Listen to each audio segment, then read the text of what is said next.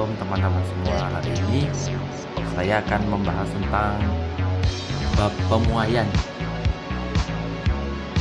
Jadi pemuaian itu apa sih? Pemuaian terjadi di lingkungan kita sehari-hari, baik disadari maupun tanpa kita sadari. Pemuaian itu pasti memuai lah, dimana suatu benda ukuran membesar baik panjang, lebar, tinggi, luas maupun volume dipengaruhi oleh kalor. Pemuaian dapat terjadi pada zat padat, cair, dan gas. Menurut kalian, apa benda yang satu dengan lainnya memiliki yang sama atau berbeda? Tentu saja berbeda. Ada benda yang sangat mudah memuai sehingga kenaikan suhu sedikit saja sudah cukup membuat ukuran benda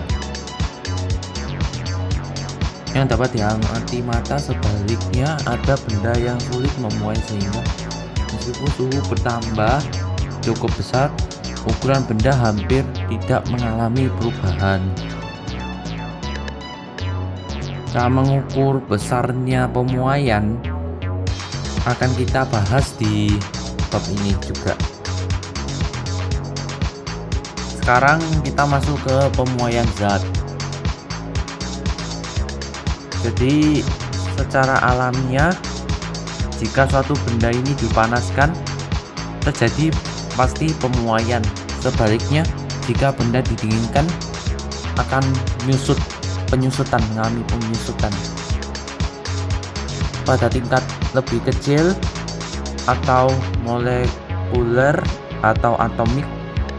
Apa yang terjadi ketika benda padat misalnya logam dipanaskan? Maka suhu yang tinggi, atom-atom dan molekul-molekul penyusun logam tersebut akan bergetar lebih cepat dari biasanya, sehingga mengakibatkan logam tersebut akan memuai ke segala arah.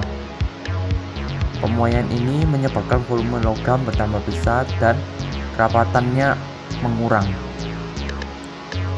Jadi itu menyebabkan para ahli konstruksi dan setiap desain bangunan, jembatan, dan jalan raya harus memperhatikan sifat pemuaian atau penyusutan suatu bahan karena perubahan suhu yang memengaruhinya, seperti pemasangan besi pada rel kereta api maupun jembatan.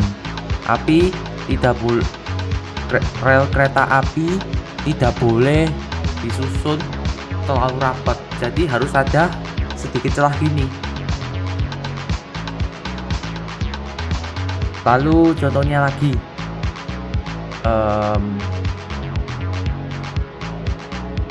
jadi ini tujuannya besinya rel kereta api maupun jembatan kayak gini tuh biar tidak melengkung pas hari panas.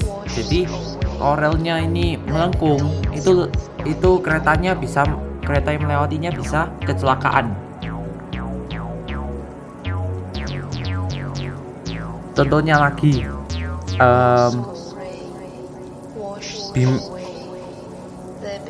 bimetal atau logam ganda itu adalah bagian dari alat pemutus aliran listrik yang di rumah-rumah kalian ya.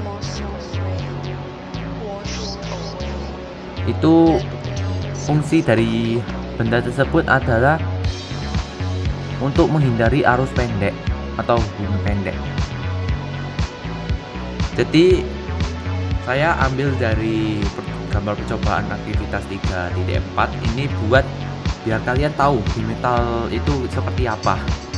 Kalau bimetal yang biasa digunakan untuk rumah-rumah kalian listrik kan, itu kalian bisa search di Google maupun browsering bisa kok. Terus kemudian ada gambar 3.16 keping bimetal, ada kuningan, lalu di bawahnya ada baja. Berikut ketiga, lanjut pemuaian panjang. Pemuaian panjang terjadi pada satu bagian sisi pada benda. Pemuaian yang terjadi pada panjang suatu logam. Apakah jenis logam yang berbeda mengalami pemuaian berbeda atau sama? Tentu saja berbeda.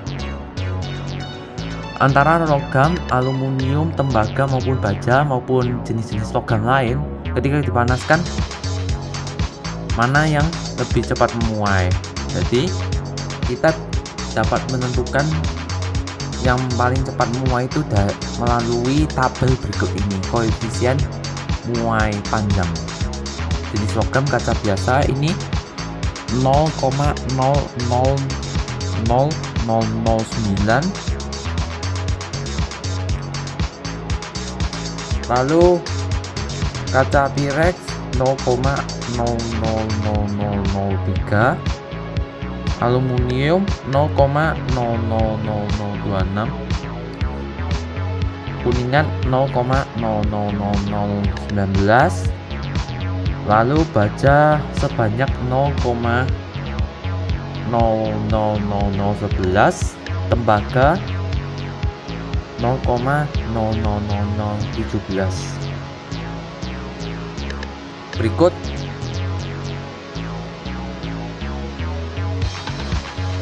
sekarang kita lanjut pemuaian luas. Pemuaian luas terjadi pada kedua arah sisi-sisi benda seperti di gambar ini.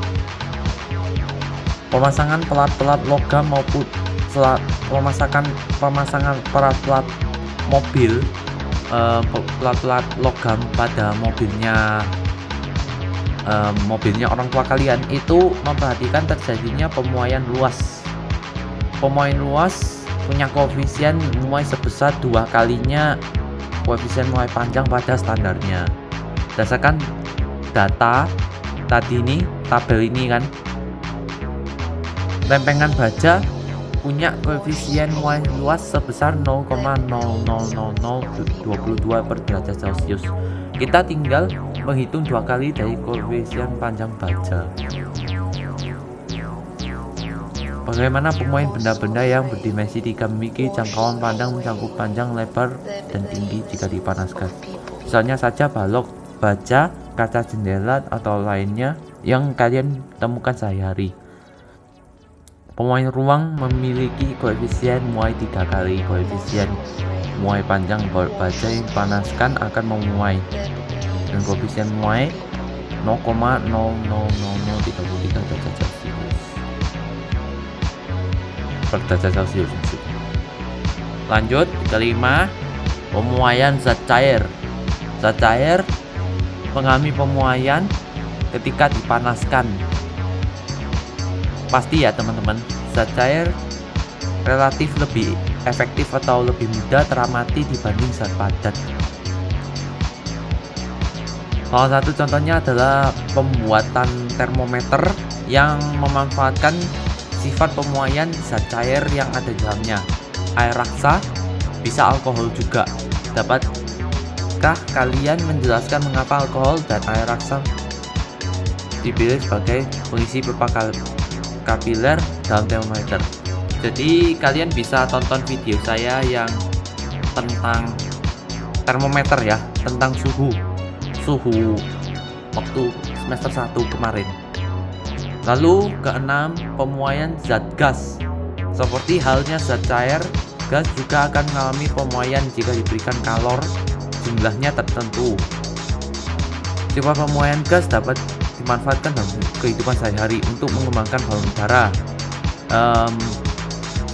Zat gas yang ada di dalam balon udara itu helium, H ya singkatannya. Memompa ban sepeda tidak perlu terlalu kencang dan janganlah meletakkan balon di tempat yang panas, nanti bisa meledak dan berbahaya bagi anak-anak kecil. Oke teman-teman, sekian dulu video tentang pemuaian, semoga bermanfaat bagi kita semua. Sampai jumpa di kemudian hari.